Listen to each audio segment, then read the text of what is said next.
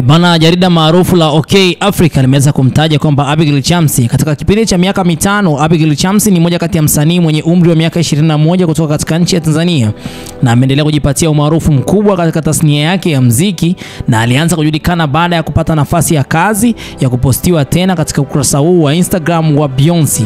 Hatua hii imemfungulia milango na fursa nyingi zaidi.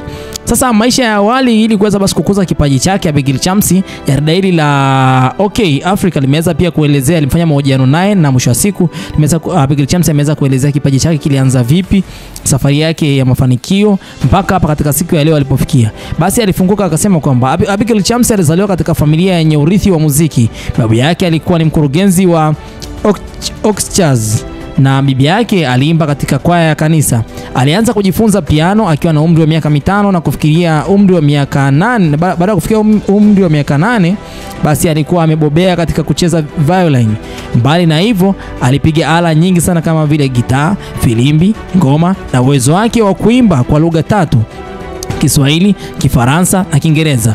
Basi hivi vyote vimeweza kumsaidia na mpaka hapa alipofikia katika siku ya leo, na ameweza kucheza na soko la kimataifa kulingana na lugha hizi ambazo amekuwa akiziimba. Safari yake katika mafanikio yake ya muziki, swali hili basi lilikuwa la bezi katika safari na mafanikio yake. Alisema kwamba Abigail Chams alianza kujulikana kwa kupostiwa katika video ya kuimba nyimbo maarufu kwenye mitandao ya kijamii, ambapo alionyesha kwamba uwezo wake mkubwa wa sauti na upigaji wa ala mbalimbali. Kwa mwaka 2022 na alitia saini mkataba wa Sony Music Entertainment Africa, hatua ambayo imeweza kumwezesha kufanya kazi na wasanii mbalimbali katika nchi ya Tanzania. Pamoja na haya yote, mwezi Septemba mwaka 2023 Abigail Chams aliweza kutoa EP yake ya kwanza iliyoitwa 5, ikiwa na nyimbo 6 zilizokuwa zimeshirikishwa wasanii kama vile Mario na wasanii wengine wengi.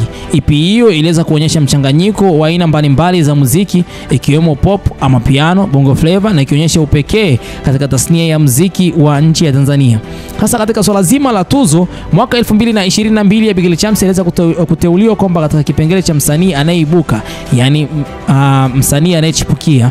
Tuzo hii ya muziki kutoka katika nchi ya Tanzania mwaka uliofuata alitangaza kuwa ni balozi wa Spotify Equally Africa.